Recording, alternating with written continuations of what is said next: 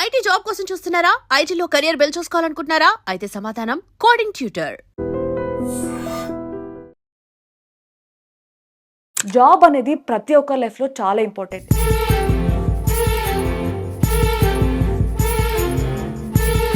కష్టపడి చదువుకొని జాబ్ చేయడం కోసం వాళ్ళు ఉన్నా లేకపోయినా మన కోసం డబ్బులు ఖర్చు పెట్టి చదివిస్తూ ఉంటారు.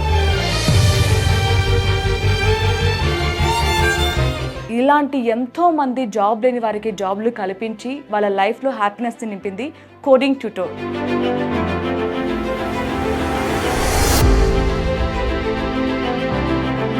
ఇంకొకటి ఏంటంటే చాలా మంది జాబ్ కోసం బ్యాక్ డోర్ని ఎక్కువ చూస్ చేసుకుంటూ ఉంటారు. నాకు డైరెక్ట్గా నాకు బ్యాక్ డోర్ ఎంట్రీ కావాలంటే రోజు ఆఫీస్కి ఒక దొంగలాగా, ఒక మోసం చేసిన వ్యక్తిలాగా ఎప్పుడు దొరికిపోతానన్న ఒక భయంతో ఆఫీస్కి వెళ్తాడు, కానీ ఇలా గల్లా ఎగరేసుకొని వెళ్తాడమ్మా.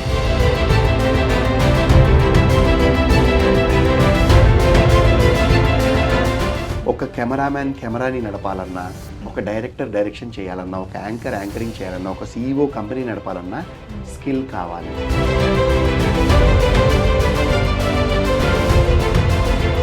సో ఫండమెంటల్స్ నుంచి అడ్వాన్స్డ్ వరకు అన్ని రకాల టెక్నికల్ స్కిల్స్ నేర్పిస్తాం.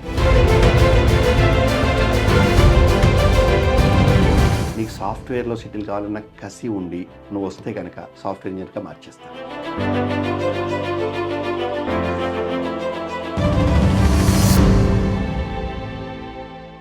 నమస్తే, వెల్కమ్ టు ఐ డ్రీమ్. నేను మీ యాంకర్ ప్రత్యూష. చాలామంది లైఫ్లో జాబ్ అనేది చాలా ఇంపార్టెంట్. ఎందుకంటే జాబ్ చేస్తున్న వ్యక్తిలో వాళ్ళకి తెలియకుండానే ఒక కాన్ఫిడెన్స్ వస్తుంది. అంటే ఎవరినైనా ఎదుర్కోగలం అనే ఒక నమ్మకం వస్తుంది. మోస్ట్ ఇంపార్టెంట్లీ పేరెంట్స్ విషయంకి వస్తే, అంటే నా పిల్లలు మేము ఎంత కష్టంలో ఉన్నా సరే వాళ్ళు చదువుకొని మంచి జాబ్ చేయాలి అనుకోవడం కోసం ఉన్నా లేకపోయినా సరే చదివిస్తారు. కానీ చాలామంది అలాంటి బాధపడకుండా జాబ్స్ కల్పిస్తున్నారు కోడింగ్ ట్యూటర్. సో అసలు ఏంటి కోడింగ్ ట్యూటర్, దీని గురించి మరి వివరంగా తెలుసుకునే ప్రయత్నం చేద్దాం. సో దీని గురించి ఎక్స్ప్లెయిన్ చేయడానికి ఈరోజు మనతో పాటు founder and CEO of coding tutor Phaniraj Jaligamma గారు ఉన్నారు. సో సార్తో మాట్లాడి మన విషయాలు తెలుసుకుందాం. Hi sir. హాయ్ అమ్మా. ఎలా ఉన్నారు sir? Very good, fantastic. Sir, ఇప్పుడు మనకి కోడింగ్ ట్యూటర్లో 4 lakhs ఆల్మోస్ట్ 4 lakhs పే చేసి 9 months ఇంటర్న్షిప్ తీసుకొని, అది కూడా మార్నింగ్ నుంచి ఈవినింగ్ వరకు కష్టపడాలి. సో ఈ కష్టం టైంలో మీరు 10,000 పే చేస్తున్నారు. ఒకవేళ ఈ 10,000 అయిపోయిన ఇంటర్న్షిప్ పీరియడ్ అయిపోయిన తర్వాత జాబ్ వస్తే కూడా మహా అంటే 30,000-40,000 వస్తుంది, అంతే కదా?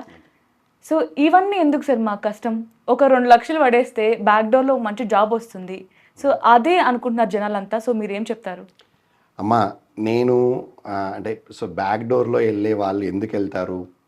వాళ్ళకి స్కిల్స్ ఉండవు, రైట్? మేమేం చెప్తున్నాం, మీరు చెప్పిన ప్రాసెస్లో మీరు ఆ 9 నెలల పాటు స్కిల్స్ నేర్పిస్తాము. 3,99,000 తీసుకొని 9 నెలలు స్కిల్స్ చేసి వాడి కాళ్ళ మీద వాడు నిల్చునేటట్టు, ఒక రిసోర్స్ తన కాళ్ళ మీద తాను నిల్చునేటట్టు, ఒక అమ్మాయి తన కాళ్ళ మీద తను నిల్చునేటట్టు, తనకు వేరే వాళ్ళ మీద ఆధారపడాల్సిన అవసరం లేకుండా తన స్కిల్తో, తన సెల్ఫ్ కాన్ఫిడెన్స్తో, తన శక్తి మీద ఉద్యోగం చేసేలాగా తయారు చేసేది మేము. మీరు చెప్పే బ్యాక్ డోర్ ఏంటి అంటే, నీకేమీ పని రాదు, నీకేం స్కిల్స్ లేవు, ఓ పనికిరాని డిగ్రీ పట్టుకొని తిరుగుతావు, అంతే కదా? చేతిలో ఏముంటుందో పనికిరాని డిగ్రీ, ఓ 24 ఏళ్ళ వయసు, అది పట్టుకొని నువ్వు 4 లక్షలు, 2 లక్షలు, 3 లక్షలు, 5 లక్షలు కొట్టేసి ఎవడికో ఇచ్చేసి, నేను ఏ టాప్ IT MNCలో నేను బ్యాక్ డోర్లో వెళ్తా అంటే వెళ్ళిన తర్వాత ఏం జరుగుతుంది ఒక్కసారి ఆలోచించాలి. వెళ్ళండి, నేను వెళ్ళొద్దు అని ఎవరిని చెప్తాను? ఇప్పుడు నేను అగ్గి మీద నడుస్తాను, నేను మంచి నిప్పుల మీద నడుస్తానన్నా అనుకో, నేనెవరినమ్మా ఆపడానికి? నిప్పుల మీద నడవమని చెప్తాను. నడవండి, మనం చెప్తాము. ఇక్కడ ఒక ఎక్స్పీరియన్స్తో, నాకు ఒక 30 సంవత్సరాల ఎక్స్పీరియన్స్ ఉంది, 48 ఏళ్ళ వయసు ఉంది, దీంతో నేను చెప్తాను, అమ్మా అవి నిప్పులు, నడిస్తే కాళ్ళు కాలుతాయి. మీరు అంటారు. ఇప్పుడు మీరు చెప్పారు కదా, అంటే మేము 4 లక్షలు మేము స్కిల్స్ నేర్పిస్తాం, మీరు మీద మీకు కాన్ఫిడెన్స్ తెప్పిస్తాం అంటున్నారు. సో 2 lakhs ఇస్తే మాకు అవన్నీ ఆ స్కిల్ నేర్చుకోవాల్సిన అవసరం కూడా లేదు కదా అని జనాలు అనుకుంటారు. అదే నేను చెప్పేది, నువ్వు కాస్త ముందుకు ఆలోచించాలి. తల్లిదండ్రులైనా పిల్లలైనా ఏంటా ముందుకు ఆలోచించడం అంటే వెళ్తాడు ఈ అబ్బాయి, ఒక టాప్ IT కంపెనీలో కూర్చుంటాడు, వాళ్ళు ప్రాజెక్ట్లో వేస్తారు, జాయినింగ్ అయిపోతుంది, ఆఫర్ వస్తుంది, ఓకే, నువ్వు వెళ్ళి కూర్చుంటావు. ఫస్ట్ 1-2-3 months ఏదో ట్రైనింగ్ అంటారు, దాని తర్వాత నువ్వు ప్రాజెక్ట్లో వేస్తారు. ప్రాజెక్ట్లో వేసినప్పుడు నువ్వు బ్యాక్ డోర్లో వెళ్ళావంటే ఏంటి? నీకు లేని స్కిల్స్ను, లేని ఎక్స్పీరియన్స్ను ఉన్నట్టు చూపినట్టే కదా. నువ్వు వెళ్ళి కూర్చుంటావు, నీకు పనిస్తారు, పనిస్తే అప్పుడు ఏం చేస్తావు? ఇలా నోరు వెళ్ళబెడతావు, నోరు బాగా తెరిచేసి కూర్చుంటావు, నీకు రాదు. సరే సాయంత్రం వచ్చి ఫ్రెండ్స్ తోటో వాళ్ళతోటో వీళ్ళతోటో చేయించుకుంటారు, సపోర్ట్ తీసుకోవడం అంటారు దీన్ని. ఐటీ ఇండస్ట్రీలో దరిద్రం ఏంటంటే ప్రతిదానికి ఒక పేరు ఉంది. సపోర్ట్ తీసుకుంటారు, కాస్త డబ్బు ఇచ్చి అయినా ఏదైనా ఇచ్చి చేసుకుంటారు. కానీ ఈ రోజు నువ్వు మీ సాయంత్రం మీ ఫ్రెండ్స్ దగ్గరనో సీనియర్స్ దగ్గరనో సపోర్ట్ తీసుకొని ఆ పని సబ్మిట్ చేస్తే రేపు పొద్దున వెళ్ళిన తర్వాత ప్రాజెక్ట్ మేనేజర్ అందులోంచి క్వశ్చన్ అడుగుతాడు, ఇది ఇలా ఎందుకు చేసావు, అలా ఎందుకు చేసావు, ఇది ఏమైంది, ఇక్కడ ఏం చేసావు అంటాడు దొరికిపోయింది కదా. ఇది సరే, అది మేనేజ్ చేస్తే ఓ 3 నెలలు ఓ కస్టమర్ మీటింగ్ ఉంటుంది. కస్టమర్ మీటింగ్లో మొన్నే ఒక టాప్ ఐటీ కంపెనీలో 6 నెలలు మేనేజ్ చేశాడు ఒక అబ్బాయి. మేనేజ్ చేసి కస్టమర్ వచ్చాడు అమెరికా నుంచి, వచ్చి కూర్చున్నారు మీటింగ్లో. Hey you have done so and so, I'm really happy, how did you do that, అసలు నీకు ఆలోచన ఎలా వచ్చింది, నువ్వు ఎలా చేసావు అన్నాడు. అసలు అది ఏంటో ఇది గుర్తుంటేగా, అసలు ఏం చేసానో కూడా ఏం చేశాడో తెలియదుగా, వేరే వాళ్ళతో చేయించాడు కదా. ఇలా అందరి ముందు చేతులు ఎత్తేసాడు ఆ అబ్బాయి. స్టార్టింగ్ లో మనకి ట్రైనింగ్ పీరియడ్ ఉంటుంది కదా, ఆ ట్రైనింగ్ ఇస్తారమ్మా 3 నెలల్లో 2 నెలల్లో. నువ్వు బ్యాక్ డోర్లో వెళ్ళినావంటే ఫస్ట్ అర్థం ఏంటంటే నీకు ఏం స్కిల్స్ లేకున్నా, నీకు ఎక్స్పీరియన్స్ లేకున్నా, ఎక్స్పీరియన్స్ ఉందని చెప్పి స్కిల్స్ ఉన్నాయని చెప్పినప్పుడే నీకు ఆ 10 లక్షలు 15 లక్షలు ఆఫర్ ఇచ్చారు. నీకు ఒక టాప్ ఐటీ కంపెనీ నీకు 10 లక్షలు ఆఫర్ ఇచ్చిందంటే ఫ్రెషర్గానే అయితే పంపించారు వీళ్ళు. నీకు ఫ్రెషర్గా వెళ్ళాలంటమ్మా 2 ప్లేసెస్. ఒకటి క్యాంపస్లో ఉన్నప్పుడు నిన్ను కంపెనీ వచ్చి నువ్వు చదువుకుంటున్నావు, చదువైపోగానే మా దగ్గర ఉద్యోగం చేయమనిస్తే దాన్ని ఫ్రెషర్ జాబ్ అంటారు, క్యాంపస్ ప్లేస్మెంట్ అంటారు. బయటికి వచ్చిన తర్వాత నాకు ఏం ఎక్స్పీరియన్స్ లేదు, నాకు ఇంజనీరింగ్ అయిపోయింది, ఉద్యోగం కావాలంటే కంపెనీ నేను ఒక ఫ్రెషర్గా హైర్ చేసుకుంటే దానిని ఫ్రెషర్ జాబ్ అంటారు. కానీ ఈ బ్యాక్ డోర్లో వెళ్ళే జాబ్స్, ప్రాక్సీలో వెళ్ళే జాబ్స్ ఏంటంటే నాకు ఒక 3 సంవత్సరాల అనుభవం ఉంది, నేను 2 సంవత్సరాలుగా పలానా కంపెనీలో పనిచేస్తున్నా, నాకు జావాలో చాలా ప్రాజెక్ట్స్ చేసిన అనుభవం ఉంది అని చెప్పి వెళ్ళే ఉద్యోగాలు. అందులో ట్రైనింగ్ ఎందుకు ఇస్తారు? ఇవ్వరు. నిన్ను వెళ్ళి ప్రాజెక్ట్లో కూర్చోబెడతారు. ప్రాజెక్ట్లో కూర్చోబెడితే నువ్వు చేసే పని ఏంటి? ఏమీ చేయలేవు. నువ్వు మేనేజ్ చేసినా ఏదో ఒక రోజు దొరికిపోతావు. వీటితో పాటు బ్యాక్గ్రౌండ్ వెరిఫికేషన్ ఉంటుంది. బ్యాక్గ్రౌండ్ వెరిఫికేషన్లో మీ ఇంటికి వెళ్తారు, మీరు పనిచేసిన కంపెనీకి వెళ్తారు, ఫోటోలు తీస్తారు, అడుగుతారు, రికార్డ్స్ చూస్తారు, పీఎఫ్ చూస్తారు. ఇప్పుడు అంతా పీఎఫ్ డిజిటల్గా వెరిఫై చేస్తున్నారు. ఒకప్పుడు నువ్వు పీఎఫ్ నెంబర్ ఇస్తే నువ్వు ఇచ్చిన పే స్లిప్ చూసి పంపించేది. ఇప్పుడు ఏంటంటే యూఏఎన్ నెంబరు, పాస్వర్డ్ కొడితే నీకు ఓటీపీ వస్తుంది. ఆ ఓటీపీని నువ్వు ఎంప్లాయర్కి ఇస్తే ఎంప్లాయర్ వెళ్ళి నీ పీఎఫ్లో లాగిన్ అయ్యి నీ ఎంప్లాయ్మెంట్ హిస్టరీ వెరిఫై చేస్తున్నాడు. అది కరెక్ట్ ఉంటేనే, నువ్వు చెప్పినట్టుగా ఉంటేనే ఉద్యోగం ఇస్తున్నాడు. అంటే ఎప్పటికైనా ప్రాబ్లమే వస్తుంది, చాలా ప్రాబ్లం. సో బ్యాక్ డోర్లో వెళ్ళే అంటే నేను ఏమంటానంటే అమ్మా, బ్యాక్ డోర్లో వెళ్ళడం మీద చాలా బిజినెస్ నడుస్తుంది కాబట్టి మీరు అడిగారు కాబట్టి నేను చెప్తున్నాను. ఇంకోటి కూడా ఇప్పుడు ఈ బ్యాక్ డోర్ మీరు చెప్తున్నారు, సో అంటే బ్యాక్ డోర్ వెళ్ళే వాళ్ళు తప్ప, ఆ బ్యాక్ డోర్ లో తీసుకునే వాళ్ళు తప్ప అంటారా? ఎవరైతే క్యాండిడేట్స్ ముందుకెళ్ళి నాకు బ్యాక్ డోర్ లో జాబ్ కావాలని అడుగుతున్నారో వాళ్ళు తప్పు, వాళ్ళ పైన వాళ్ళ తల్లిదండ్రులు తప్పు. ఈ మోసం చేస్తున్న కంపెనీల తప్పు కాదు, మోసం చేస్తున్న వ్యక్తి తప్పు కాదు. అంటే నేను వాళ్ళని వెనకేసుకొని రావడం లేదు. నీ ఆశనే వాడి యొక్క వ్యాపారం, రైట్? నువ్వేమంటున్నావంటే నాకు ఏం స్కిల్స్ అసలు అంటే బేసిక్ అమ్మా. ఒక క్వశ్చన్ అడుగుతాను, తల్లి తండ్రి కానీ రిసోర్స్ కానీ. ఇప్పుడు నేను ఒక అబ్బాయి 24 ఏళ్ళ అబ్బాయి ఉన్నాడు, ఇంజనీరింగ్ అయిపోయింది, జావాలో ఏదో నేర్చుకుంటున్నాడు. ఆ అబ్బాయికి పిలిచి 15 లక్షలకి నేను ఒక ఆఫర్ ఇస్తాను, ఏ ఇన్ఫోసిసో ఏ టీసీఎస్ఓ ఏదో ఒక పెద్ద కంపెనీలో ఒక ఆఫర్ ఇప్పిస్తాను అని ఇప్పించాను అనుకో. అసలు ఫస్ట్ ఏమడగాలి తెలుసా? నాకు ఏమీ రాకుండా 10 లక్షల ఆఫర్ ఎలా ఇస్తున్నారని అడగాలి. అడుగుతారా? అడగారు. ఎగిరి గంతేసి నాకు కావాలి ఆ జాబ్ అంటారు. ఇక్కడనే ప్రాబ్లము. అది తప్పు, అది మారాలి. నాకేమొచ్చు, నాకు ఎందుకు ఇస్తున్నారు ఈ 10 లక్షలు? నేను 10 లక్షలు కోరుకుంటున్నాను కదా, అసలు 10 లక్షలు ఎందుకు కోరుకుంటున్నాను? నా రేటు 10 లక్షలు ఎవరు చెప్పారు? అసలు ఈ 10 లక్షలు 15 లక్షల రేట్లు ఎవరు చెప్పారమ్మా? ఎందుకు ఇవ్వాలి? కంపెనీలు 10 లక్షలు 15 లక్షల రేట్లు ఎవరికో, నీకంటే ముందు వాడికి 15 లక్షలు, నీ సీనియర్కో మీ పక్కింటి వాడికో 10 లక్షలు 15 లక్షలు వస్తున్నాయి కాబట్టి నా రేటు కూడా 15 లక్షలని డిసైడ్ చేస్తున్నావు. నీకు అంత స్కిల్ ఉందా? నీకు ఆ పని వచ్చా? నీలో అంత యోగ్యత ఉందా? పనికిరాని డిగ్రీ తప్ప, అంతే కదా, నీ దగ్గర ఉంది పనికిరాని డిగ్రీ. నేను అంటున్నానమ్మా పనికిరాని డిగ్రీ అంటున్నాను. ఎందుకంటే డిగ్రీ అంటే దానికి సంబంధించిన స్కిల్ ఉండాలి, దానికి సంబంధించిన యోగ్యత ఉండాలి. అందులోంచి నేను 4 క్వశ్చన్స్ అడుగుతాను, నువ్వు సమాధానం చెప్పగలగా. అంటే నేనమ్మా ఎలక్ట్రికల్ వాళ్ళు వస్తారు, ఎలక్ట్రానిక్స్ వస్తారు, సివిల్ వార్డ్ రాగానే అడుగుతాను, స్ట్రక్చర్ అంటే ఏంటి, బీమ్స్ అంటే ఏంటి, ఫల్క్రమ్ అంటే ఏంటి. అంటే ఇవన్నీ కూడా సివిల్కి సంబంధించిన పదాలు. అంటే ఇప్పుడు 10,000 తీసుకున్నా ఆ 10,000కి మనం ఎంత స్కిల్ పెడుతున్నాం అనేది ఇంపార్టెంట్. అంటే చాలా ఇంపార్టెంట్.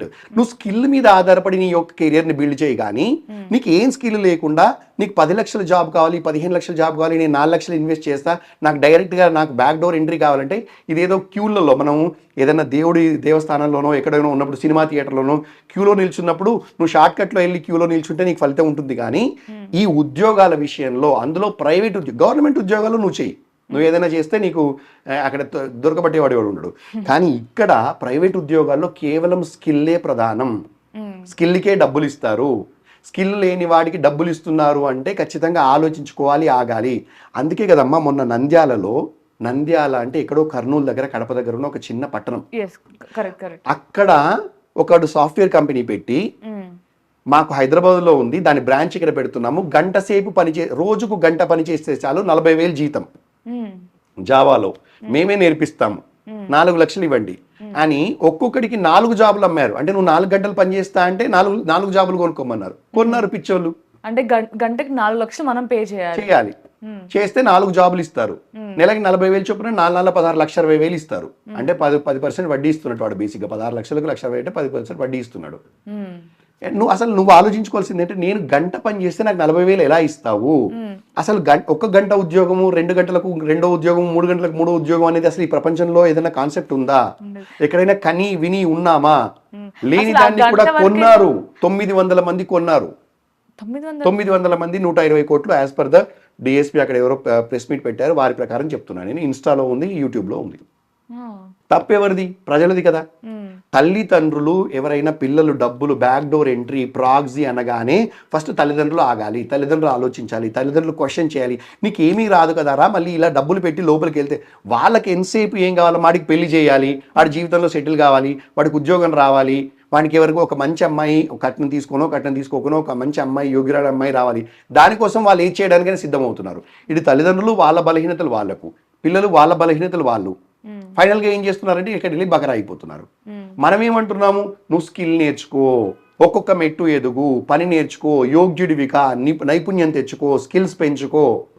ఇవాళ 10,000 ఉంటే రేపు 20,000 ఉంటాయి, ఎల్లుండి 50,000 ఉంటాయి. ఐటీ ఇండస్ట్రీలో శాలరీస్ చాలా పెరుగుతాయి ఫాస్ట్గా, నీ స్కిల్ని ఆధారంగా, నీ ఎక్స్పీరియన్స్ ఆధారంగా. ఇలా వెళ్ళు అంటున్నాము. ఈనాడు పేపర్లో చూస్తారు, గోకరాజు రంగరాజు కాలేజీలో చదివిన అబ్బాయికి 10 లక్షలతో ఆఫర్ వచ్చింది అనగానే మా అబ్బాయికి 10 లక్షల ఆఫర్ కావాలి. ఎందుకు? అసలు వాడికి నీకు కంపారిజన్ ఏంటి? వాడెవడో కష్టపడి తెచ్చుకున్నాడు, వాడి స్కిల్స్ ఏంటో తెలుసుకున్నారా మీరు? తెలుసుకోరు. వాడు ఏం చదువుకున్నాడో తెలుసుకున్నారో, వాడు ఎంత కష్టపడ్డాడో తెలుసుకున్నారో తెలుసుకోరు. Salary important. మా వాడు ఇంజనీరింగ్ చేశాడు, వాడికి 10 లక్షల శాలరీ వచ్చింది, మాకు 10 లక్షల శాలరీ రావాలి. వాడికి మంచి 25 లక్షల కట్నం వచ్చింది, మా వాడికి 25 లక్షలు అంతకంటే ఎక్కువ కట్నం కావాలి. ఈ కంపారిజన్లో, ఈ ప్రెషర్లలో, సోషల్ ప్రెషర్లలో తల్లిదండ్రులు వాళ్ళ బలహీనతల వల్ల, వాళ్ళ ప్రాబ్లమ్స్ వల్ల తల్లిదండ్రులు అటు వెళ్ళిపోయి పిల్లలు మాకు తేలిగ్గా ఇదే అంటే పిల్లలు కూడా ఏంటంటే 3-4 సంవత్సరాలు రకరకాలుగా ట్రై చేసి 28, 29 వచ్చేసరికి వాళ్ళకి ప్రెషర్ అవుతుంది ఎలాగైనా సెటిల్ కావాలని. ఈ ప్రెషర్లలో ఫైనల్గా వెళ్ళి అడుసులో కాలు పెట్టేస్తుంది. వీటన్నిటిని ఈ ఫేక్ కంపెనీస్ క్యాచ్ చేస్తున్నాయి. వీళ్ళ కోసమే వీళ్ళను టార్గెట్ చేస్తూ కంపెనీలు పుడుతున్నాయి.